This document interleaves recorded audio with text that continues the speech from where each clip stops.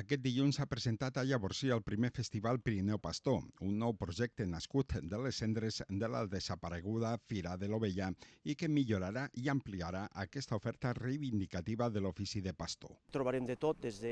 de parades de quilòmetre zero, autòctones de la nostra zona, que reivindiquen tot l'ofici que va relacionat amb la Fira del Pirineu Pastor,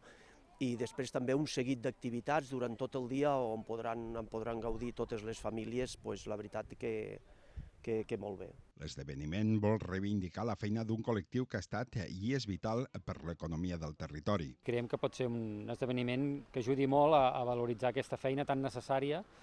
tant per a la conservació dels hàbitats de pastura dels espais naturals, com també pel tema de prevenció de danys de grans carnívors, i també la prevenció d'incendis forestals. Aquesta nova etapa s'inicia amb una triple col·laboració entre l'Ajuntament de Llavorsí, el Parc Natural de l'Alt Pirineu i el Parc Nacional d'Aigüestortes i Estany de Sant Maurici. Hi ha moltes explotacions ramaderes que estan pasturant dins del Parc Nacional i un dels objectius que té aquest espai és ajudar-los dintre de la mesura que en sigui possible en la seva gestió del dia a dia. Molts hàbitats que tenim en el Parc Nacional són fruit d'aquesta gestió ramadera, d'aquest pasturatge, i per tant és una riquesa de biodiversitat que hem de mantenir, i festivals com aquest primer festival Pirineu Pastor,